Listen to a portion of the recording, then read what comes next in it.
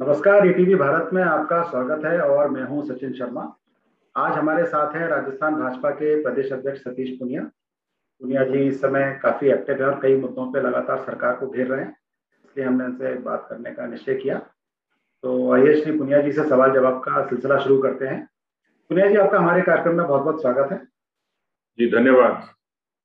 तो आपसे मेरा पहला सवाल है कि पूनिया जी, भाजपा प्रदेश अध्यक्ष पद पे अब आपको 2 साल पूरे हो गए हैं और तीसरा साल चल रहा है और अध्यक्ष पद का कार्यकाल भी 3 साल का होता है भाजपा में। तो क्या 2023 में होने वाले चुनाव बतौर प्रदेश अध्यक्ष आपके नेतृत्व में ही लड़े जाएंगे? ये मुझे नहीं तय करना, पार्टी को तय करना है। पार्टी जो भूमिका देगी उसके लिए मैं तैयार हूं। अच्छा, तो आपकी पार्टी रीट परीक्षा को लेकर, रीट परीक्षा का जो पेपर लीक मामला है उसको लेकर लगातार हमलावर बनी हुई है। आप ही के नेतृत्व में सब चीजें चल रही हैं। तो क्या पार्टी आगामी दिनों में इस मामले को लेकर किसी बड़े आंदोलन की रूपरेखा बना रही है? इनका जन घोषणा पत्र था जिसमें इन्होंने कहा कि हम रोजगार देंगे और बेरोजगारी भत्ता देंगे। राजस्थान के लगभग एक मोटे अनुमान के हिसाब से 30 लाख पंजीकृत बेरोजगार हैं। भत्ता मिल रहा है सिर्फ 1.5 लाख को। अभी जो परीक्षा रीट की दी, इससे पहले का पृष्ठभूमि यह है कि 25 से भी ज्यादा ऐसी नौकरियां हैं जिनका हाईकोर्ट में जो लंबित हैं, लिटिगेशन में है। बोर्ड की परीक्षा का 10वीं का 12वीं का पर्चा लीक हो गया, लेकिन अब तो सोशल मीडिया आ गया, पुलिस के पास भी इक्विपमेंट आ गए, इंटेलिजेंस बढ़ गई, इतने संसाधन हो गए, तो कोई चीज छुपती नहीं है। मैंने भले ही मजाक में कही थी, लेकिन राहुल गांधी जी जो इस पार्टी के मुखिया हैं, देश के बड़े नेता हैं, उनके यहाँ कांग्रेस पार्टी में रोज आविष्कार होते थे। एक नया आविष्कार ये हुआ कि हवाई चप्पल में हजारों की तादाद में ब्लूटूथ। ये राजस्थान में संभव हुआ, दुनिया में कहीं नहीं था। इसका अंदाज लगा सकते हैं। तो मुझे लगता है कि जितने पाप किए उसमें सबसे बड़ा पाप है रीट की परीक्षा में जो पर्चे लीक हुए, जो बड़ा घोटाला हुआ और सरकार पूरे तरीके से गिर गई। और इसमें कोई दो राय नहीं कि केवल इस मुद्दे पर भी सरकार जा सकती है। रही बात आंदोलन की, एक शुरुआत हुई है। हालांकि इससे प्रभावित बच्चे हैं लगभग 20 लाख से भी ऊपर। अलग अलग सीक्वेंस में परीक्षा हुई। जेईएन का पर्चा लीक हुआ, सब इंस्पेक्टर का हुआ, उसके बाद रीट का हुआ। सरकार इसलिए गिर रही है कि कंट्राडिक्टरी बयान है। पहले तो बयान दिया कि हमने गिनीज बुक में नाम आना चाहिए कि हमने इतनी बड़ी परीक्षा को सफलता से किया, लेकिन वो सफलता कैसी कि जिसमें उन्हीं के कांस्टेबल सरकार के, उन्हीं के नुमाइंदे, उन्हीं के साथ कनेक्शन, और एक के बाद एक चीजें प्रूव होती जा रही हैं। कंट्राडिक्टरी बयान है कि एक तरफ तो कहते हैं कि पेपर लीक नहीं हुए, दूसरी तरफ सस्पेंड भी कर रहे हैं, एक्शन भी कर रहे हैं। तो यानी जो जिस तरीके से सरकार गिरी है, तो अब उसकी पूरी योजना हम लोगों ने बनाई है। कल युवा मोर्चे ने उपखंड पे ज्ञापन दिया। लगभग 2.5 लाख विद्यार्थी थे, 2.5 लाख नौजवान थे, जिन्होंने सब डिवीजन हेडक्वार्टर्स पर इस बात को लेके और मेमोरेंडम दिया और एग्रेसिव प्रदर्शन किया। 11 तारीख को भारतीय जनता पार्टी का युवा मोर्चा इस पे एक बड़े आंदोलन की तैयारी शुरू कर रहा है।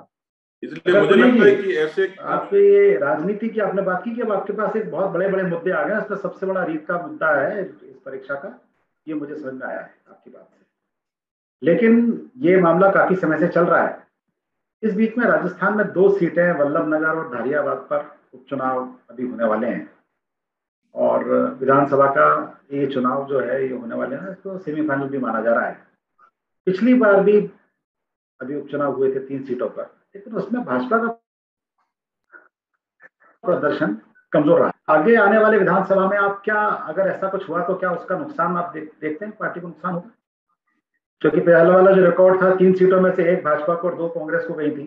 उस समय भी था कि भाजपा की बहुत ज्यादा अच्छी तैयारी थी, लेकिन बस एक किरण माहेश्वरी की जो सीट खाली हुई थी, उनकी बेटी जो जीती थी।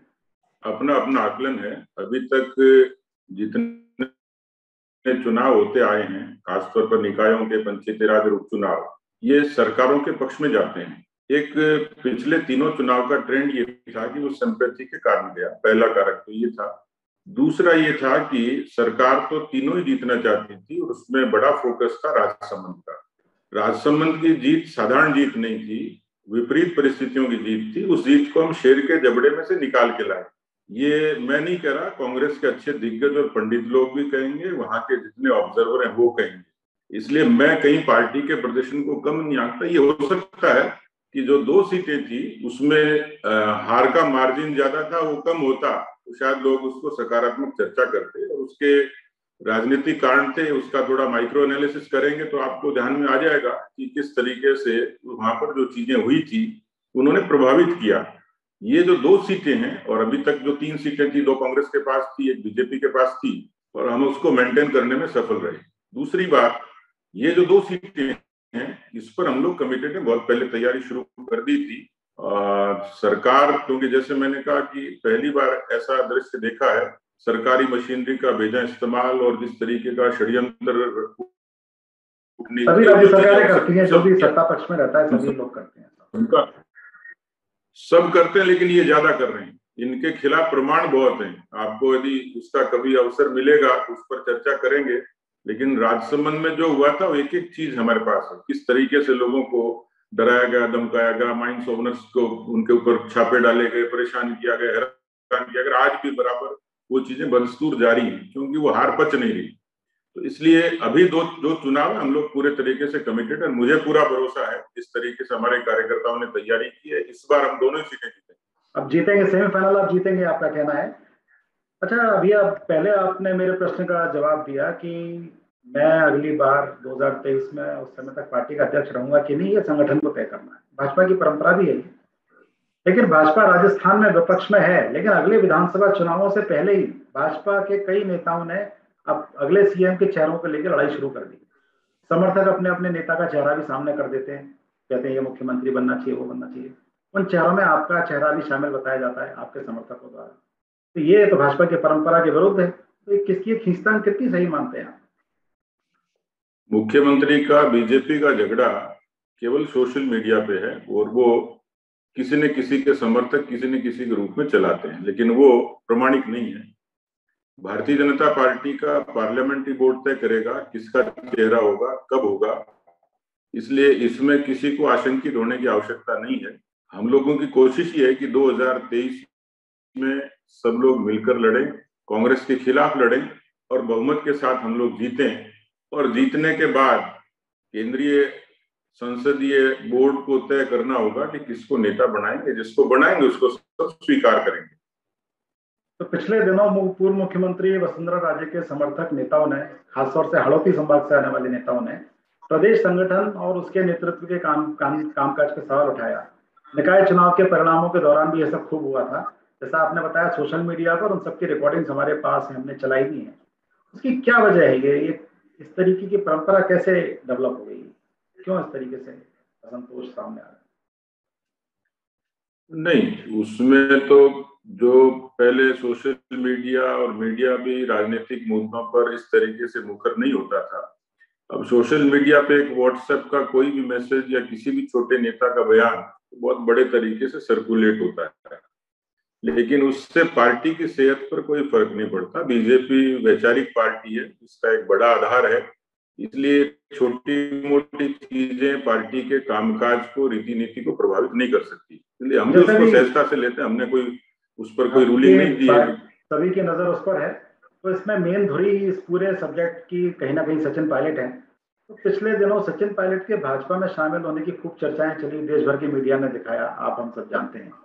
हालांकि अभी तक उन चर्चाओं का कोई नतीजा नहीं निकला। तो क्या पायलट की जरूरत भाजपा को सिर्फ सरकार गिराने के लिए है, या एक बड़े गुर्जर नेता की कमी भाजपा को खल रही है? क्यों ये चर्चाएं चलती हैं कि सचिन पायलट को भाजपा अपने पाले में ले लेंगे? भारतीय जनता पार्टी खुद सक्षम है, और केवल ये पहला अवसर नहीं है जब सरकार नहीं बनाई या सरकार बन गई थी। हम लोग 90 के बाद में मासेज की पार्टी हो गए और अपने दम पर सरकारें बनाते रहे हैं।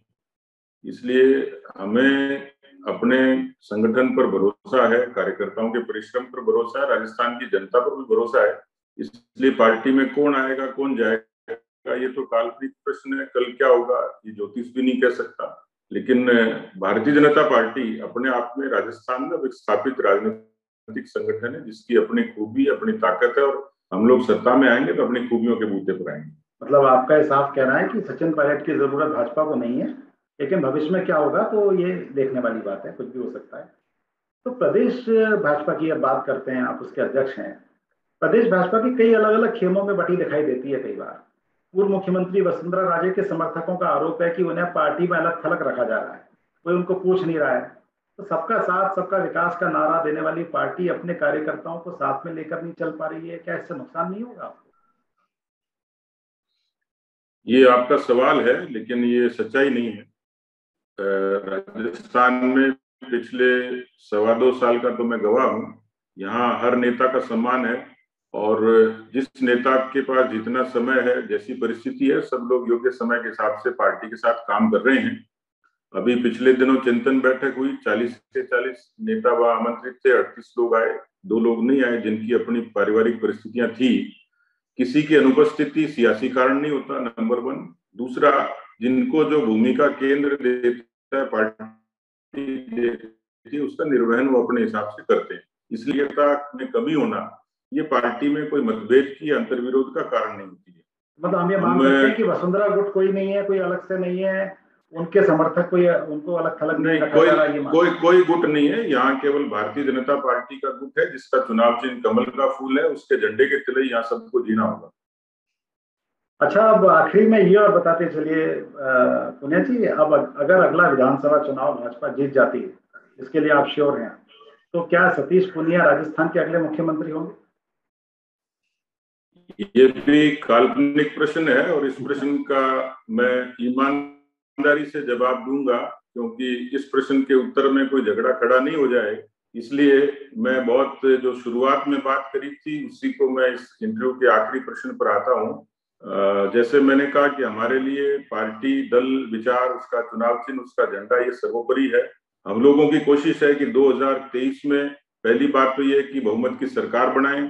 दूसरी बात ये कि मैं जो काम कर रहा हूं और वो करता रहूंगा, कि मेरा मिशन है कि राजस्थान में बीजेपी अजय बने, अभेद्य बने।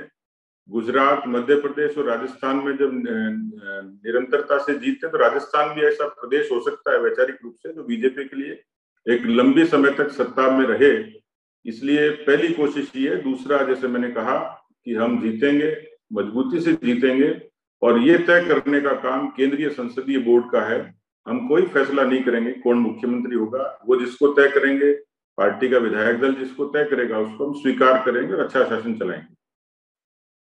तो आपने सभी सवालों के जवाब काफी धैर्य और साफगोई से दिए हैं पुनिया जी, और हम अपने दर्शकों से कहना चाहते हैं कि इसी तरह आगे भी देश के अलग अलग राज्यों के महत्वपूर्ण लोगों से आपको मिलवाते रहेंगे।